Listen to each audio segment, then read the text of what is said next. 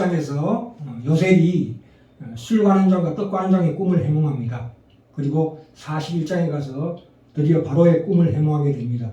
요셉이 17세 때 이 보디발의 집에 종으로 팔려가서 주인의 신임을 얻었으나 무고로 말미암아 그 칭의대장 보디발에 의해서 궁중 감옥에 갇히게 됩니다.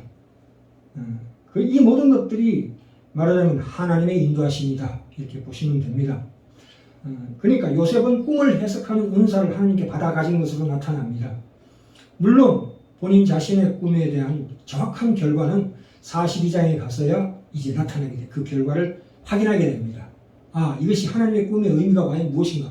그 하나님의 꿈의 의미를 찾아가는 그 희미한 그 답을 찾아가기 위해서 하나님과 실험하는 이 고난의 의미가 무엇이냐 묻는 그 과정이 바로 이 요셉이 당한 고난을 이겨내는 과정이라고 봅니다.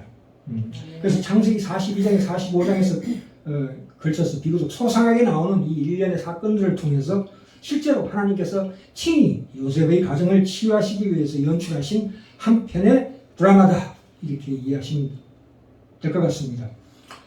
하나님께서 요셉의 내면에서 그를 버린 형들에 대한 용서와 그 상처로부터의 해방이 일어나도록 이끄신 과정이다 이렇게 봅니다. 우리가 진정한 용서의 과정이라는 것은 분노로부터 시작합니다. 분노가 굉장히 중요해요. 만약에 이 피해자가 가해자에게 이 분노를 폭발하는 것도 문제가 있지만 그걸 감추는 것도 문제가 돼요. 이 감추게 되면 어떻게 되냐? 그걸 잊어버리려고 노력하다 보면 그러나 결국 잊혀지지가 않습니다. 두고 어떤 계기가 됐을 때 자꾸 떠올라서 날마다 되씹으면서 그 영혼이 병들어가게 됩니다. 그래서 억누르고 감추면 안 된다 이 말입니다. 다음에 또 하나 문제는 뭐냐면 가해자의 면전에서 직접적으로 공격적으로 표출하는 것도 문제입니다. 그것은 또 한 번에 예기치 못한 고통과 상처를 낳을 수 있는 위험이 있다 이 말입니다. 그래서 하나님께서 지금 요셉이 총리로서 가해자인 형들과 직접 대면해서 그 감정을 분노를 표출하게 하면서도 그런 상황을 가해자인 형들이 인식하지 못하게 만드는 절묘한 세팅을 하셨다 이 말입니다. 그 당시에 그 애굽의 그 총리의 그 위험 앞에서 또 얼굴도 그 화장도 했겠고 애굽말을 쓰기 때문에 감히 요셉이라고 생각 못했을 겁니다. 이것은 바로 요셉이 정상적으로 속에 감춰져 있던 분노를 표출하게 함과 동시에 형들을 시험해서 형들의 진정성을 확인하는 그 과정을 하나님께서 허락하셨다 이렇게 이해하시면 됩니다. 그러니까 용서는 그리 쉽게 단번에 이루어지는 게 아닙니다. 그것은 과정입니다. 용서는 한 번의 행위, 다시 말해서 내가 널 용서한다 로 하기보다는 어떤 과정입니다. 그러니까 우리 영혼에서 빚어내는 계속적으로 빚어지는 그 하나의 움직임이다. 무브먼트다 이렇게 이해하시면 됩니다. 그것이 평생을 지속하는 과정일 수도 있습니다. 그러니까 내가 먼저 그를 향해서 용서하기 전에 그 분노를 표출하는 것이 가장 중요한 대목입니다. 그때부터 용서의 과정이 시작된다. 이렇게 됩니다. 그렇다고 해서 용서하지 않는 마음은 그 속에 화가 내면에 감춰져 있기 때문에 그 화를 고스란히 안고 가면서 그것도 역시 우리 영혼을 병들게 하는 겁니다. 그래서 이 용서라는 것은 근본적으로 인간에게는 없습니다. 그런 차원의 능력은 오직 하나님께로서만 나올 수가 있다 이 말입니다. 그러니까 요셉의 감정, 그 분노의 표출과 그 용서가 진정으로 치유적인 과정이 될 수 있게 하는 하나님의 무대잔치였다. 이렇게 합니다. 왜 이 용서가 이루어질 수 있냐면 용서라는 것은 강한 자가 약한 자에게 하는 것이 용서예요. 아랫사람이 윗사람을 용서한다는 것은 사실은 그 근본적으로 맞지 않습니다. 그래요. 내가 강자로서 약자에게 용서를 베풀어야 진실로 복수가 사라지게 됩니다. 왜요? 내가 강자잖아요. 용서는 강자의 덕목이라고 마하트마 간디가 얘기했듯이 그렇게 되는 겁니다. 하나님은 바로 이와 같은 강한 자의 자리에 요셉을 세우셨고 바로 그 자리에서 형들을 대면하게 하셨다 이겁니다. 참 이 42장 보시면 볼까요? 42장 1절 볼까요? 7절 볼까요? 요셉이 보고 형들인 줄 아나 모르는 체하고 음한 소리로 그들에게 말하여 가로되 너희가 어디서 왔느냐? 그들이 가로되 곡물을 사려고 가나안에서 왔나이다. 9절에 보시면 이제 그 꿈에 11단이 자기에게 절한 그 꿈에 꿈을 생각했다고 나옵니다. 9절에 요셉이 그들에게 대하여 꿈을 생각하고, 그렇죠? 해와 달과 별이 자기에게 절한 그 결과를 보게 됩니다. 드디어 이 사건이 지나고 난 다음에서 비로소 하나님이 자기에게 주신 꿈의 의미를 정확하게 알았다 이 말입니다. 그들에게 이르되 너희는 정탐들이라. 이때부터 이제 요셉이 그들을 시험하기 시작합니다. 첩자로 몹니다. 그 미디안 상인들에게 끌려가는 당시의 형들의 모습을 봅니다. 얼마나 그 원망과 분노가 그 마음속에 용서스러움 쳤겠습니까? 그래서 음한 목소리와 추궁하는 것은 고의적인 연기입니다. 아직도 해결되지 않는 깊은 내면의 상처를 드러내는 것이다. 그래서 좋게 42장부터 45장까지 1년은 걸렸다고 생각합니다. 그 1년이라는 기간이 요셉의 내적 치유와 그 온전한 용서를 위해서 필요했던 시간입니다. 처음 형들을 만난 이 요셉은 드디어 첩자의 혐의를 씌워 모두를 3일 동안 감금하게 합니다. 특별히 시몬을 지목하여 감금하고 나머지는 풀어줍니다. 다시 올 때는 반드시 그들의 막내 베냐민을 데리고 오라고 합니다. 그래서 그들의 결백을 증명하라고 요구합니다. 참 이거는 요셉의 분노, 다시 말해서 복수의 행동이라고 볼 수 있습니다. 특별히 시몬을 지목한 것은 창세기 39장에 나오죠. 저기 꿈꾸는 자가 우리에게 온다. 한번 죽이자. 이렇게 얘기한 것이 아마도 시몬과 레위가 아닌가 생각합니다. 선동한 장본인이죠. 요셉을 죽이고자. 요셉을 구덩이에 던질 때 살려달라고 애걸하는 요셉을 그들이 외면하였던 그 일을 두고 그들 중에 시비가 일어납니다. 보셔요. 로벤이 그랬죠. 너에게 대답하는데 내가 너희들을 그 아이에게 득지하지 말라고 하지 아니하였느냐. 응? 그래서 너희가 듣지 아니하였느니라. 이렇게 얘기하는 것들을 서로 형들끼리 그 당시에 있었던 일을 가지고 서로가 수근거리는 얘기를 보고 요셉이 구덩이에 던질 때 살려달라고 하는 예가라는 요셉을 그들이 외면하였던 일을 두고 그들 사이에 시비가 일어납니다. 그래서 요셉이 첫 번째 눈물을 흘립니다. 42장 21절에서 24절. 참 요셉이 첫 번째 24절에 요셉이 그들을 떠나가서 울고 다시 돌아와서 시몬을 결박하더라 이렇게 나옵니다. 이 요셉이 형들에게 베냐민을 데려오라는 것은 여러 가지 이유가 있지만 특별히 베냐민의 얼굴을 다시 보고 싶었을 겁니다. 17세까지 와서 39세면 도대체 몇 년입니까? 22년 동안 가장 사랑하는 베냐민을 못 봤다 이겁니다. 그래서 마음이 타는 듯하여 이 베냐민이 왔죠. 43장에 30절에 보시면 43장 30절에 이 베냐민을 데리고 옵니다. 그럴 때 요셉이 아우를 인하여 마음이 타는 듯함으로 급히 울 곳을 찾아 안방으로 들어가서 울고 두 번째 그렇죠.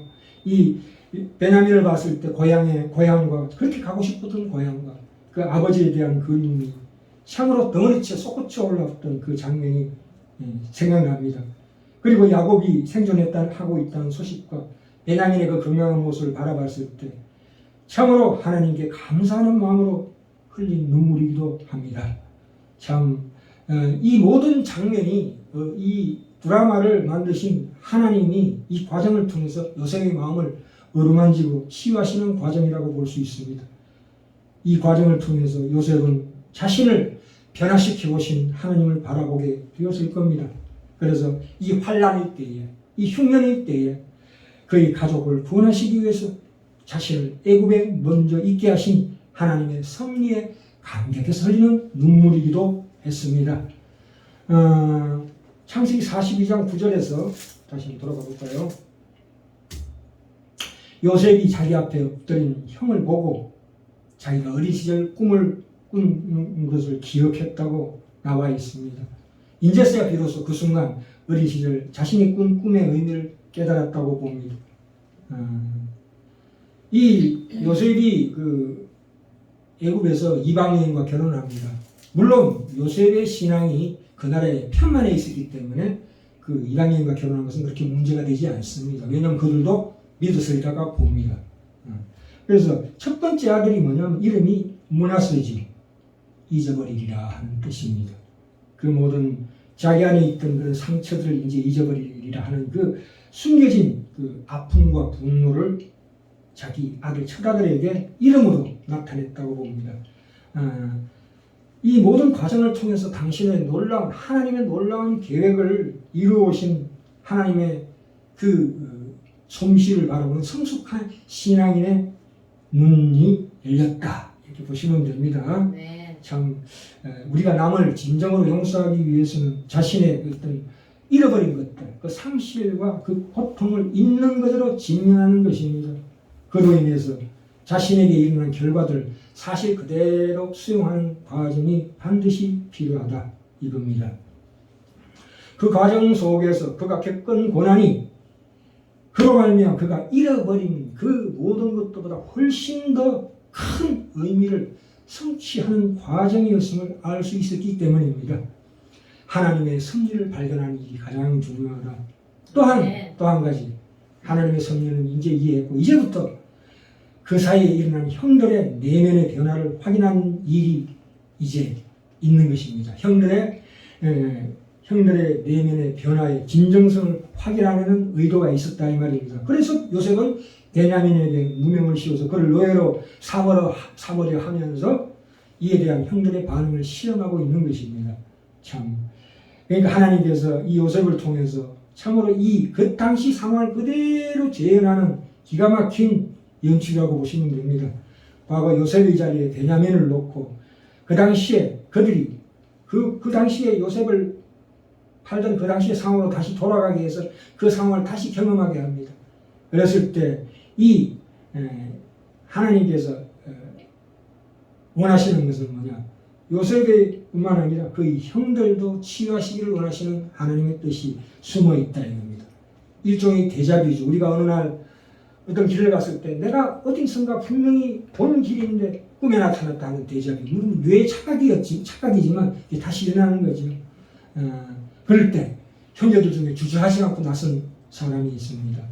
물론 다른 형제들도 마찬가지지만 유다였습니다. 특별히 유다는 요셉 앞에 엎드려 이렇게 강구합니다. 44장에 갑시다. 44장에 드디어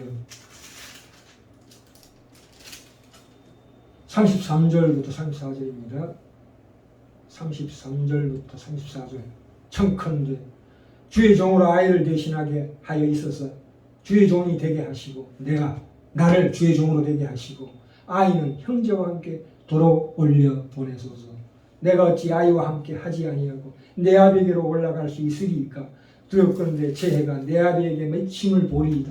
자기를 종으로 삼아다 주고 베냐민을 보내달라. 제발 간곡히 부탁하는 이 유다가 과거 미디안 상인들에게 요셉을 노예로 팔 것을 형제들에게 제안한 장본인입니다. 그게 잘한 행동인지 더 악한 교활한 행동인지는 모르겠지만 그걸로 인해서 자기는 평생 지울 수 없는 죄책감과 회한에 시달렸을 겁니다.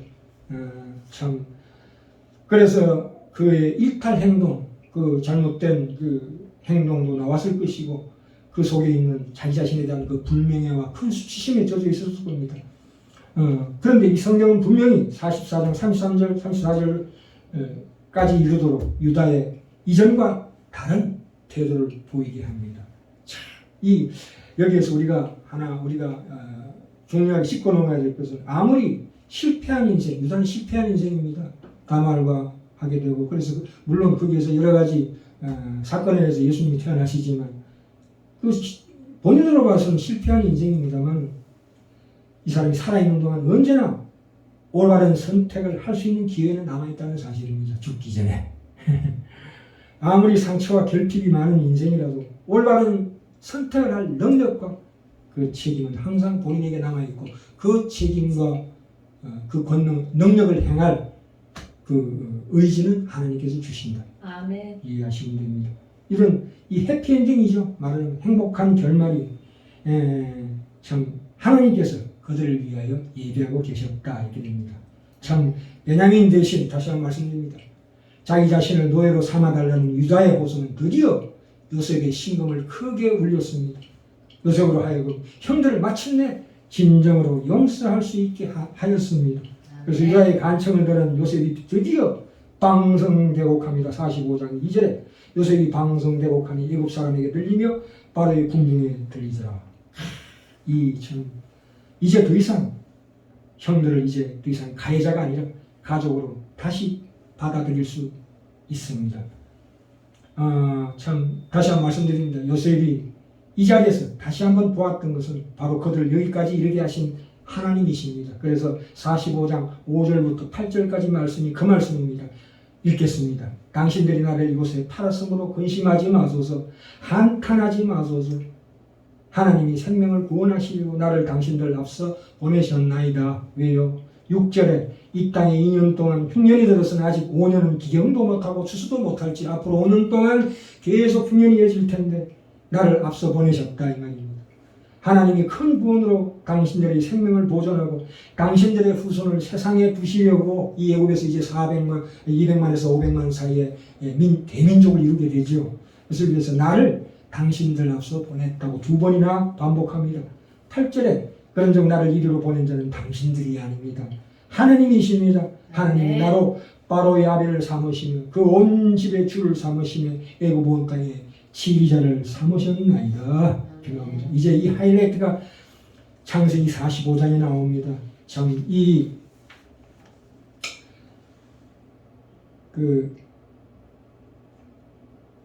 하나님께서 이런 자기 자신의 전생에 대한 궁금증과 그 억울함이 풀리는 장면입니다. 그죠? 형들과의 화해도 자연스럽게 결과되는 것. 이 하나님께서 개입하신 요셉과 형들의 인생 속에서. 그런데 여기서 우리가 초점을 우리가 딱 잡아야 되는 뭔가가 있는데요. 이 성경이 목적하는 것이 요셉이 총리가 되었다는 것이 아닙니다. 물론 그것이 축복일 수도 있지만 형들은 지금 양치기라고요. 그러면 형들은 저주받아서 양치기로 있고 요셉은 축복받아서 총리가 되었다. 이렇게 비교 대상을 하면 안 됩니다. 그래서 뭐냐면 요셉은 총리 되는 게 중요한 게 아니고 아까도 말씀에 나와 있지만 이 약속의 집안을 구원하기 위한 일꾼으로 앞서 보내져서 준비되고 하나님의 백성을 보호하는 일을 위하여 지금 쓰임 받고 있다는 데 의미가 있는 거지 요셉이 영광의 총리가 됐다는 데 초점이 있는 거 아닙니다. 그러니까 그런 건 오해하시면 안 됩니다. 그래서 예수 믿었더니 뭐 총리가 됐다 이렇게 이해하시면 큰 오산입니다. 하나님께서 요셉의 인생에 관여하셔서 총리되게 하신 것처럼 역시 형들의 인생에도 개입해서 비록 형들이 양을 쳤지만 그 마음속에서 요셉이 지금 다 있는 그 영적인 수준의 경지까지 형들도 자연스럽게 올라오게 하신 겁니다. 요셉이 가지고 있는 그 신앙의 영적인 수준과 형들이 가지고 있는 특히 유다의 신앙의 영적 수준이 똑같다 이런 얘기입니다.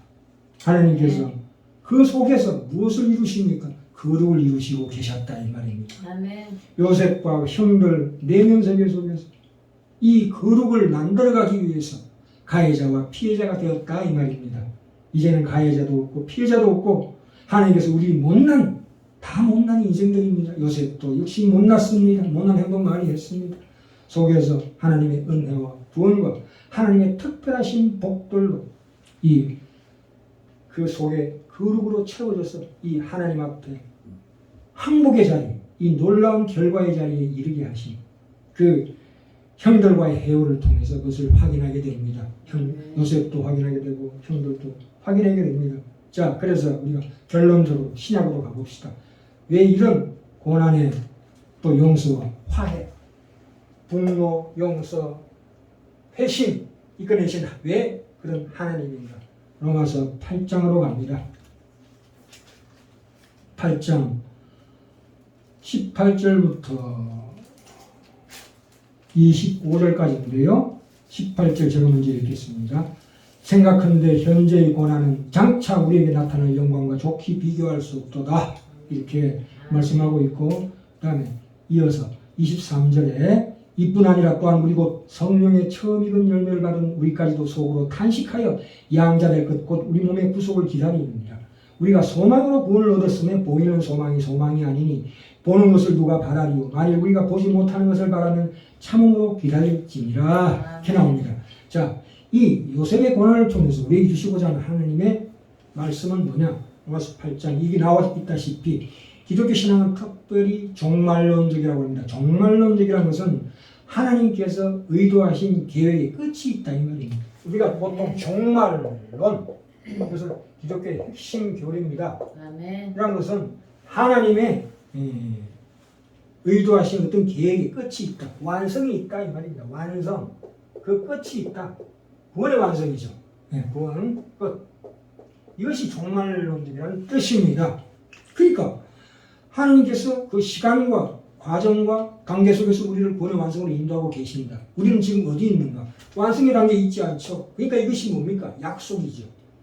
그 약속을 바라보며 있습니다. 그것이 우리 소망입니다. 약속이고 소망은 지금 이루어진 상태에 우리가 있지 않습니다. 그 과정 중에 있다는 겁니다. 시작이 있으면 과정이 있는데 우리가 지금 어디 있습니까? 광야에 있다고요. 하나님의 예수를 믿고 구원받고 난 다음에 그 과정 속에 지금 있다. 이 과정은 뭐냐? 과정 속에 있는 자는 항상 어떤 부족함과 뭡니까? 혼란스럽고 갈등 속에 있고 고통스럽고 신음한다. 이런 뜻입니다. 그래서 나오죠. 생각할 때 현재 이거는 장차 우리에게 나타나는 영광과 좋기 비교할 수 없도다. 우리가 소망으로 구원을 얻었으니 보이는 소망이 아니라 우리가 고통하며 신음하고 나의 부족함과 나의 미흡함을 항상 확인할 수밖에 없다. 그것이 이 과정 속에 포함되는 종말론적인 성격을 가졌다는 것이 바로 그겁니다. 그래서 23절에 성령의 처음 익은 열매를 가진 우리들이라. 성령의 처음 익은 열매를 가진 우리들이라는 게 뭡니까? 예수 그리스도의 부활하심으로 인한 우리에게 주신 부활 생명을 의미하는 겁니다. 성령께서 우리와 함께 하시는 그것입니다. 그럼에도 불구하고 우리는 육신으로는 죽어야 합니다. 그러니까 우리가 죽어야 하는 그 과정이 남아있다 이겁니다. 죽어야 하는 과정이 우리 육신이 이제 몸의 부활로 나타납니다. 그것이 종말론적인 마지막 하나님의 구원의 완성이고 끝이다. 그래서 바라봤을 때 약속 속에 있고 소망 속에 있다. 우리는 그 과정 중에 환난이 나타난다. 로마서 5장에서 환난이 인내는 연단은 소망을 이룬 줄 알미라 하는 뜻입니다. 우리가 이 시점에서 참 우리가 이 과정 중에 있을 때 혼란스럽고 갈등 느끼고 내 자신의 미흡함을 깨닫고 나의 부족함을 깨닫고 그 고난 가운데서 우리가 반드시 잡아야 할 것은 하나님의 이 종말론적인 이 하나님의 구원의 완성을 소망으로 가지고 확인하고 그것을 말씀으로 확인하고 그 약속을 잡아야 될 줄 믿습니다. 아멘. 마지막으로 우리가 구약의 성경 인물들 보시면 그들은 히브리서 11장에 정권은 받았으나 약속은 받지 못했다고 그랬습니다. 보이지 않는 길을 걸었을 것입니다. 물론 요셉이 나중에 모세가 그 수많은 몇백만 되는 이스라엘 민족들을 끌고 가나안으로 가리라고 확실하게 몰랐을 것입니다. 또 더 나아가서 예수님이 다시 오셔서 십자가에 달리시고 부활하신 것을 몰랐을 겁니다만 그 희미한 그림자를 잡았을 것입니다. 그러나 우리는 그 모든 것을 말씀을 통해서 받았습니다. 아멘. 그래서 오늘날 우리에게 이 땅에서 천국에 우리의 임하는 그 약속이 성취가 되고 있지 않습니까? 아멘. 그 증거를 분명히 보고 약속도 보고 내 안에서 하나님 살아계심을 체험하게 하시는 것입니다. 옛날에 그 구약의 그 고난의 세월들, 그러니까 이스라엘에로 거의 7천만 명이 추정입니다. 순교당했습니다. 기독교인이라는 이유 하나만으로도 지금도 동시대에 지구 반대편에 기아로 후덕이는 사람이 전쟁과 모든 재난에 시달리는 사람이 3억이나 됩니다. 우리의 상황이 참으로 우리 지금 당하는 이 고난은 그들에 대해서는 세 발의 피입니다. 이럴 때 우리 자신을 다시 돌아보고 정말로 하나님의 위대하신 이 나의 낮은 몸을 자기 영광의 몸에 형체로 부활시키시는 그 약속을 바라보고 하루하루 이 다람쥐 쳇바퀴 돌 것 같은 이 삶 가운데서 진정으로